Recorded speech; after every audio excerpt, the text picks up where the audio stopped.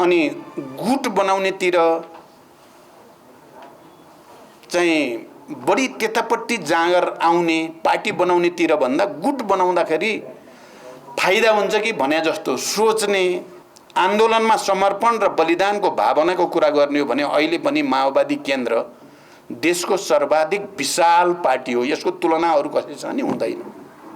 किनकि यो बीचमा हामीले 8-10 वर्ष अरूलाई गाली गरेर बढी बिताइयो क्या। त्यसले बिगार्यो, उसले बिगार्यो भनेको छ। कोहीले नेता अब प्रचण्ड सिद्धियो, अब त्यसले केही नै गर्न सक्दैन भनिदिया छ। अर्कोले यो गुटबाज भयो भनेर उसलाई गाली गरेको छ, धेरै गरियो। अब चाहिँ आफैलाई एकछिन गाली गरौँ।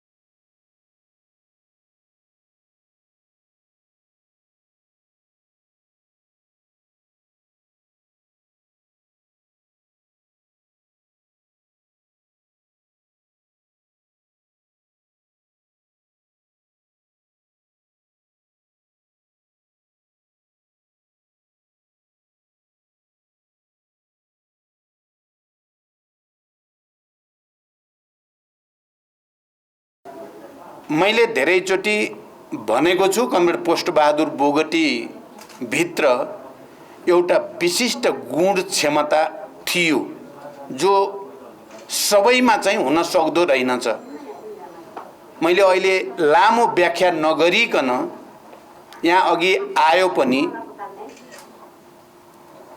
छोरी र कमरेडको हैसियतले प्रभाले केही कुरा बडो सान्दर्भिक रूपमा र सटीक रूपमा पनि यहाँ प्रस्तुत भएको छ। उहाँ सरल त हुनुहुन्थ्यो नै, समर्पित हुनुहुन्थ्यो, निष्ठावान हुनुहुन्थ्यो र उहाँको भूमिका जहिले पनि संयोजनकारी, सकारात्मक र रचनात्मक भूमिकामा हुनुहुन्थ्यो।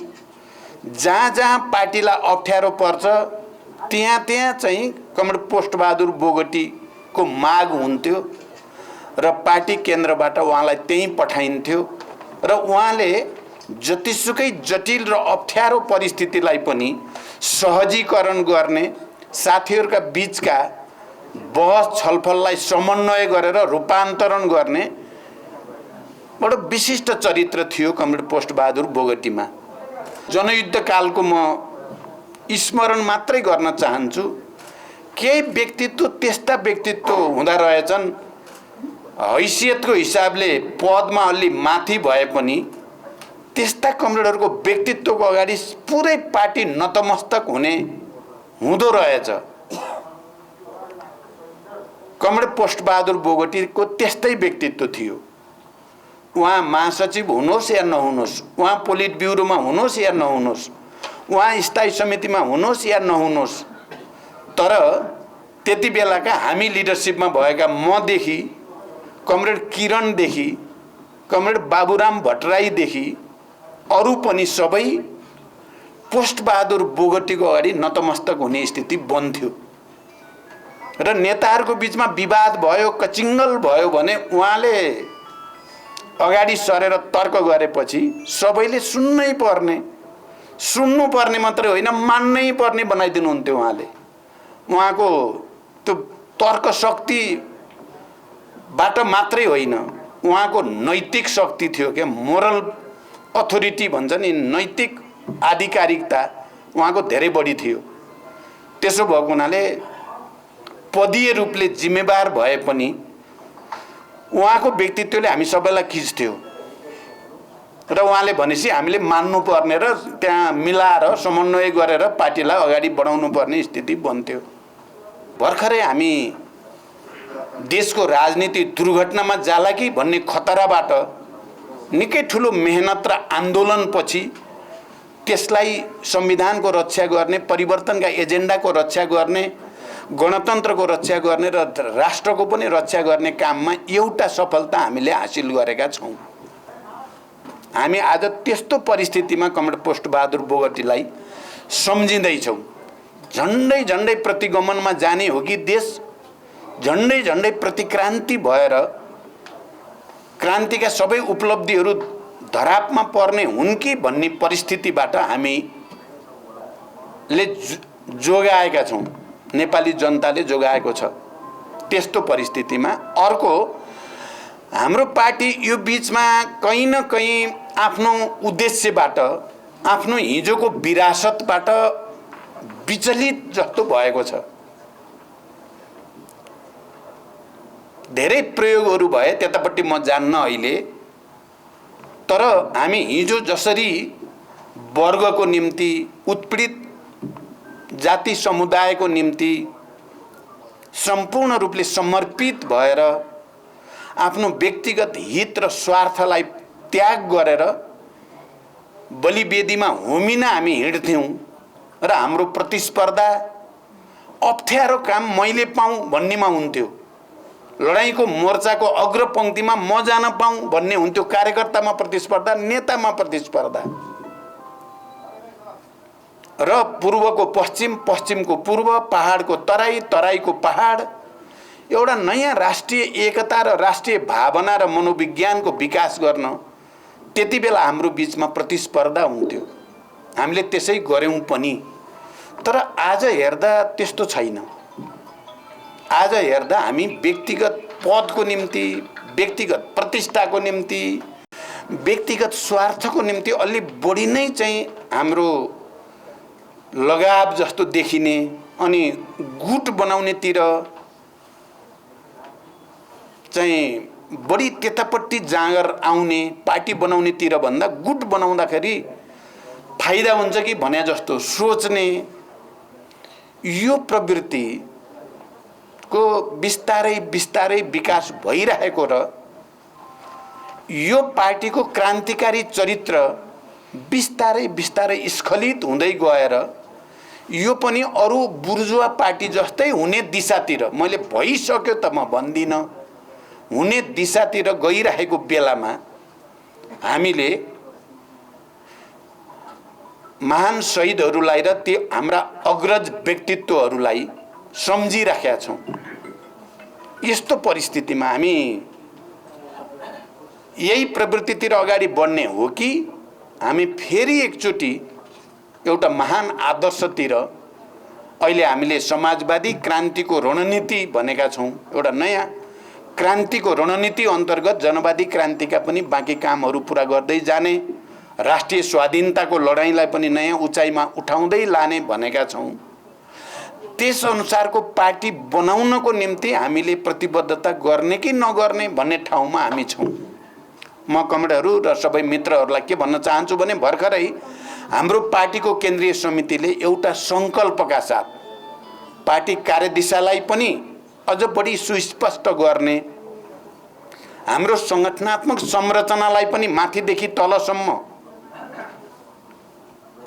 वैज्ञानिक वस्तुवादी बनाउने, आदर्श उन्मुखतातिर लैजाने, हाम्रो कार्यशैलीलाई पनि फेरि जनतातिर फर्किने कार्यशैली, हाम्रा शहीद परिवारहरू, बेपत्ता योद्धाका परिवारहरू, घाइते अपाङ्गहरू र हिजो हामीलाई यो परिवर्तनको लडाईँमा साथ दिने श्रमजीवी जनताका घर दैलोमा फेरि हामी फर्किने र त्यहाँ गएर आत्मसमीक्षा गर्ने। हामीले भन्ने हामी अलिकति बाटो बिराए जस्तो भयो हामी, तर हामी त फेरि उनै मान्छे हौँ जसले हिजो हाँसी हाँसी बलिवेदीमा उत्रेका थियौँ, तिनै मान्छे हौँ हामी। हाम्रा अग्रजहरू जो शहादत प्राप्त गरे या मृत्युवरण गरे, हामी तिनैका उत्तराधिकारीहरू हौँ भनेर फेरि जनतामा जाने सङ्कल्प हामीले गरेका छौँ। र त्यसपछिका हाम्रा स्थायी समितिका बैठकहरू र हिजो मात्रै पनि हामीले केही महत्त्वपूर्ण वर्षौंदेखि थातिरहेका कामहरू टुङ्ग्याउनेतिर हाम्रा स्थायी समितिका लिडरहरू र हामीहरू सबै लागेका छौँ। हाम्रो एकतामा आएका तर जिम्मेवारी नपाएका सबैलाई जिम्मेवारी दिने र सबैलाई चाहिँ भूमिका दिने निर्णय हामीले गर्यौं। हामीले पार्टीलाई क्रान्तिकारी बनाउनको निम्ति आवश्यक पर्ने संरचना, निर्वाचन, निर्देशिका, नियमावली, विधि पद्धतिलाई विकास गरेर चल्नुपर्छ। हामी एउटा विशाल पार्टी हो। यो नेता र कार्यकर्ताको संख्याको कुरा गर्ने हो भने, आन्दोलनमा समर्पण र बलिदानको भावनाको कुरा गर्ने हो भने अहिले पनि माओवादी केन्द्र देशको सर्वाधिक विशाल पार्टी हो। यसको तुलना अरू कसैसँग नि हुँदैन। र यो बीचमा हामीले के कुरा देख्यौं र प्रमाणित भयो भने क्रान्ति आन्दोलनमा जाने भनेपछि अहिले पनि जुरमुराएर उठ्ने नेता कार्यकर्ताहरू यही पार्टीमा सर्वाधिक रूपमा विद्यमान छन्। हामीले पुस 5 गतेको प्रतिगमन, संसद विघटन सहित जे गर्न खोजियो त्यसका विरुद्ध आन्दोलनको हामीले नेतृत्व गर्यौं र हामीले के देख्यौं भने हाम्रा समर्थक, शुभचिन्तक जनता पनि क्रान्ति आन्दोलन भनेपछि अहिले पनि त्यसरी नै लाखौंको संख्यामा सडकमा आउनमा तयार रहेछन्। हामी अलिअलि बिग्र्यौं कि भनेर हामीले ठानेको जनता बिग्रेको होइन, ग्राउन्ड लेभलको कार्यकर्ता बिग्रेको पनि होइन। बिग्रेको हामी अलि माथि आएका नेताहरू हो। गुट गर्दै हिँड्न रमाउने चाहिँ हामी अलि माथिका नेता हो, तलका होइन भन्ने साबित भयो। ती लाखौं जनता सडकमा आएर प्रतिगमनलाई हराउनै पर्छ, प्रतिक्रान्तिलाई रोक्नै पर्छ भन्ने जसरी आए, त्यसले के देखायो भने यही पार्टी नै अझै पनि रूपान्तरणको सम्भावना भएको एकमात्र पार्टी हो। देशलाई नेतृत्व गर्न सक्ने र देश निर्माण गर्न सक्ने तागत, विचारको तागत, संगठनको तागत, समर्पण र त्यागको तागत यही पार्टीसँग छ भन्ने कुरा पछिल्ला दिनमा राम्रै प्रमाणित भयो। र हामीले आत्मसमीक्षा गर्दै गर्दा मैले चाहिँ के बुझेको छु र मैले के भन्न जोड गरिराखेको छु, यो बीचमा तपाईहरुले सुनिराख्नु भएको छ भने जनताबाट सिक्ने हो। जनताले सिकाइदियो हामीलाई। यो प्रतिगमन विरोधी आन्दोलन मार्फत आम नेपाली जनताले हामीलाई सिकायो कि हामी नेतृत्व गर्नेहरूले भुल गरिरहेका छौं है, गलत बाटोतिर हाम्रो पाइलाहरू छन्, हामी सच्चिनु पर्छ भनेर जनताले सिकाएको हो। र हामी जनतातिर फर्कने प्रतिबद्धता सहित, पार्टीलाई क्रान्तिकारी बनाउने प्रतिबद्धता सहित हामी अहिले यहाँ उपस्थित छौं। र मैले भने त्यसपछिका हाम्रा सबै बैठकहरू अलिक गम्भीर ढंगले पार्टी पुनर्निर्माणको, पार्टीलाई क्रान्तिकारी रूपान्तरण गर्ने र नेपाली जनताले आशा अपेक्षा गरे अनुसार त्यसलाई पूरा गर्ने उद्देश्यका साथ हामी समर्पित हुनुपर्छ, त्याग गर्नुपर्छ भन्नेमा हामी आइपुगेका छौं। फेरि म कमरेड पोस्टबहादुर बोगटी जस्ता एउटा आदर्श व्यक्तित्व, राष्ट्रिय व्यक्तित्वलाई स्मरण गर्दै गर्दा म तपाईहरु सबै कमरेडहरू र देशभरि यो कार्यक्रम सुनिराख्नु भएका कमरेडहरू र आम जनतासँग अपील गर्न चाहन्छु। हामी यो देशलाई प्रगतितिर, यो देशका सबै उत्पीडित वर्ग, जाति, क्षेत्र, लिङ्ग, समुदायका हक अधिकार फेरि एकचोटि स्थापित गर्नेतिर बुर्जुवाहरूले जसरी चाहिँ निर्वाचनलाई या शासनलाई पुरानै तरिकाले चलाउन जमर्को गरेका छन्, या संविधानमा कयौं त्यस्ता प्रावधानहरू छन् जुन प्रावधानले हामीलाई परिवर्तनको अनुभूति हुन दिएको छैन। चाहे त्यो निर्वाचन प्रणालीको कुरा होस्, चाहे त्यो शासकीय स्वरूपको कुरा होस्, चाहे त्यो उत्पीडित वर्ग, जाति, क्षेत्र, लिङ्ग, समुदायको अधिकार र पहिचानसँग सम्बन्धित कुरा होस्, यी विषयहरूमा संविधान संशोधन गर्दै, परिमार्जन गर्दै जानुपर्छ भन्ने कुरा हामीले भनेका छौं। हामीले अलिक बढी जोड गरेर आजभोलि भन्न थालेका छौं। यो हामीले अहिले मात्रै चाहिँ ज्ञान प्राप्त गरेको त होइन।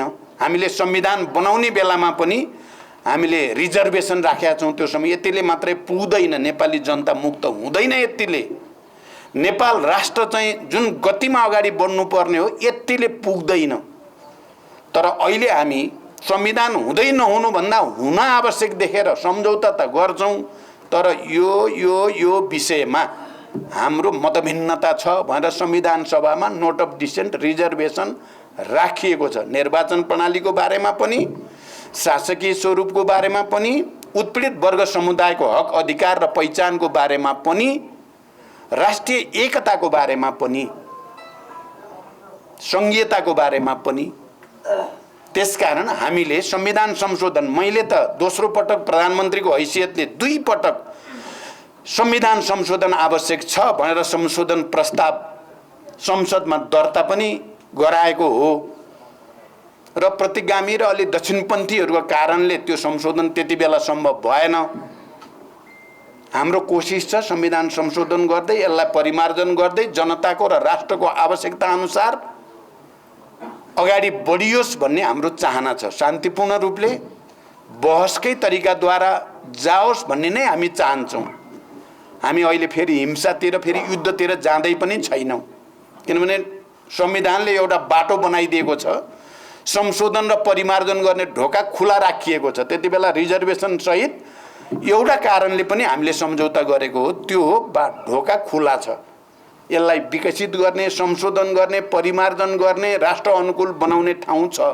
पहिला पहिला निर्विकल्प भन्ने शब्द प्रयोग हुन्थ्यो, असंशोधनीय, संशोधनै गर्न नसकिने भनेर राजनीतिक मुद्दाहरूलाई राखिने गर्थ्यो। अहिलेको संविधानले नेपालको राष्ट्रिय स्वाधीनता, भौगोलिक अखण्डताहरूलाई बाहेक अरू सबै चिज संशोधन हुन सक्ने भनेको छ। सिस्टम संशोधन हुन सक्छ, प्रणालीहरू संशोधन हुन सक्छन् भनेर संविधानमा नै राखिएको र समाजवाद उन्मुख संविधान भनेकोले हामीलाई अगाडि बढ्ने ठाउँ छ। तर म आज कमरेड पोस्टबहादुर बोगटीलाई, जो सकारात्मक र रचनात्मक ढङ्गले रूपान्तरणको अभियानमा निरन्तर लाग्नुभयो, उहाँलाई सम्झिँदै गर्दा जरुरी पर्यो भने हामी सडकमा जानुपर्ने पनि हुनसक्छ। यो विकृत बुर्जुवा प्रणालीलाई बदल्नको निम्ति हामी सडकमा जानुपर्ने पनि हुनसक्छ। तर हाम्रो कोसिस सकेसम्म राजनीतिक दलहरूको बिचमा संवाद, सहमति, समझदारीबाट संविधान संशोधन गर्दै जानेमै हाम्रो जोड छ। अहिले जरुरी पर्यो भने हामी फेरि एकचोटि, किनभने हामीले जति पनि सफलता प्राप्त गरेका छौँ सडकबाट प्राप्त गरेका छौँ। हिजो युद्ध भनेको पनि सडकै हो। अहिले प्रतिगमन विरोधी आन्दोलन पनि हामीले सडकबाट प्राप्त गरेको सफलता हो भने भोलि संविधान संशोधनको लागि जरुरी पर्यो भने हामी सडकमा जान्छौँ। म यो कुरा सबै कमरेडहरूलाई विचार गरिराख्न, चिन्तन गरिराख्न म अपिल गर्न चाहन्छु। हामी रूपान्तरण, क्रान्तिकारी रूपान्तरणको एउटा अभियानतिर जान खोजेका छौँ। त्यसमा हामी सबैले एकचोटि गहिरो चिन्तन गरेर आफूलाई, किनकि यो बिचमा हामीले 8-10 वर्ष अरूलाई गाली गरेर बढी बिताइयो क्या। त्यसले बिगार्यो, उसले बिगार्यो भनेको छ। कोहीले नेता अब प्रचण्ड सिद्धियो, अब त्यसले केही नै गर्न सक्दैन भनिदिएको छ। अर्कोले यो गुटबाज भयो भनेर उसलाई गाली गरेको छ, धेरै गरियो। अब चाहिँ आफैलाई एकछिन गाली गरौँ, आफैलाई मैले बिगारेँ भन्नेबाट सुरु गरियो भने यो पार्टी बन्छ।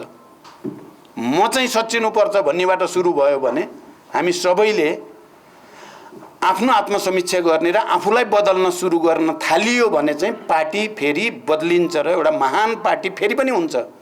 र म के देख्छु अन्तिममा भने हामी सबैले बल गर्दा हेर्नु होला, आउने निर्वाचनमा यो पार्टी अरूले त अहिले पत्याउँदैन। हिजो जनयुद्ध गर्दा यसले अब 2-4 महिनामा सिद्धिन्छ भन्थे हामीलाई।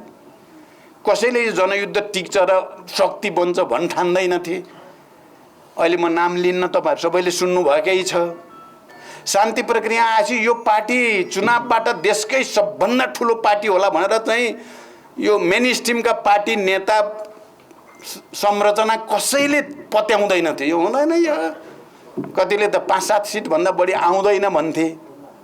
त्यति बेला जति बेला रापताप थियो जनयुद्धको, भर्खर शान्ति प्रक्रियामा आएको, मलाई अहिलेका धेरै नेताहरूले भन्ने गर्छन् क्या, जनता कस्तो थियो प्रचण्डलाई देख्न मात्रै पाए, छुन एकचोटि पाएदेखि त भने जस्तो थियो। तर यो देशका अरू मेन स्ट्रिमका पार्टी र नेताहरू चाहिँ बन्दुक देखाएर तर्साएर मात्रै यिनीहरूले अलिअलि मान्छे देखाएका हुन्। बन्दुक चाहिँ थन्काइदिएपछि यिनको देखिन्छ। कोहीले 10-20 सिट भन्दा आउँदैन भन्ने, कोहीले 5-7 सिट भन्दा आउँदैन भन्ने। आउँदा त छप्पर फारेर आयो नि हाम्रो। हेर्नु होला कमरेडहरू, अहिले हामीले जो सङ्कल्प केन्द्रीय समितिबाट लिएका छौँ, अब देशभरि सम्मेलन गर्दै राष्ट्रिय सम्मेलनमा पुगेर सबै विचार पनि संश्लेषण गर्ने, सङ्गठनको संरचना पनि चुस्त दुरुस्त बनाउने, सबैलाई जिम्मेवारी दिने र अनि देशभरि फेरि एउटा अभियानको रूपमा जाने भनेका छौँ। म के देख्छु भने यो पार्टी फेरि 1 नम्बर पार्टी बन्छ। नेपाली जनतालाई गएको 5-7 महिनाको आन्दोलनबाट के थाहा भएको छ भने माओवादी नै रहेछ देशभक्त, साँच्चै देशलाई माया गर्ने पार्टी, सङ्घीय लोकतान्त्रिक गणतन्त्रलाई माया गर्ने पार्टी चाहिँ माओवादी मात्रै रहेछ भन्ने थापित भएको जनताले बुझेका छन्। हामीले त्यो कुरालाई डरोसँग तल पुर्याइदिने हो भने हामी आउँछौँ र हामीले देशको नेतृत्व गर्ने स्थिति बन्छ। हामीले राम्रोसँग देशको नेतृत्व गर्न नपाई बित्यो गयो यो चाहिँ गएको 15 वर्ष, नपाई हुन त 2 चोटि सरकारको नेतृत्व नै भयो, मन्त्री पनि पटक भयो। हामी झन्डै 100 जना हाम्रा कमरेडहरू मन्त्री भइयो, 100 जना। त्यो सबभन्दा धेरै मन्त्री बनाउने पार्टी पनि हाम्रै पार्टी भएछ क्या यति छोटो समयमा, यति धेरै मन्त्री बनाइयो क्या। अहिले हामीले जे सङ्कल्प गर्दैछौँ र कमरेड पोस्टबहादुर बोगटीको चाहिँ स्मृति दिवसमा जे कमिटमेन्ट हामी गर्दैछौँ त्यसमा हामी सबै इमान्दार हुने, हामी 1 नम्बरमा आउन कसैले रोक्नै सक्दैन। त्यसमाथि हामी मित्रहरूको खोजीमा पनि छौँ। फेरि कहीँ यो देशमा प्रतिक्रान्ति हुन नपाओस्, प्रतिगमन हुन नपाओस् भनेर संविधानको पक्षमा, राष्ट्रियताको पक्षमा र गणतन्त्रको पक्षमा हुनेहरूसँग हामीले मोर्चा गरेका छौँ। जो गठबन्धन अहिले भएको छ त्यो गठबन्धनलाई नै हामीले बचाउनु छ, त्यसलाई लिएर जानु छ। त्यसो गर्यो भने गठबन्धनको तहबाट चाहिँ फेरि हामी 2/3 सरकार बनाउन सम्भावनाबाट हामी वञ्चित भएका छैनौँ कमरेडहरू। फेरि अब कहिल्यै हुँदैन के अरे भन्ठान्छन्, त्यस्तो हुँदैन। नेपाली जनताले कुरा बुझेको छ, खालि हामीले आफूलाई बदल्नु छ। त्यसकारण कमरेड पोस्टबहादुर बोगटीको यो स्मृति दिवसको दिन उहाँप्रति सच्चा श्रद्धाञ्जली भनेको हामीले सबैले आफूलाई बदल्ने र कमरेड पोस्टबहादुरलाई आदर्श मानेर आफू पनि त्यसरी नै पार्टी निर्माणमा, क्रान्ति निर्माणमा, सामाजिक रूपान्तरणमा, समन्वय र सहकार्यमा अगाडि बढ्यौँ भने राष्ट्र निर्माण गर्न सकिन्छ। यही विश्वास व्यक्त गर्दै बिदा हुन्छु। धन्यवाद। अभिवादन।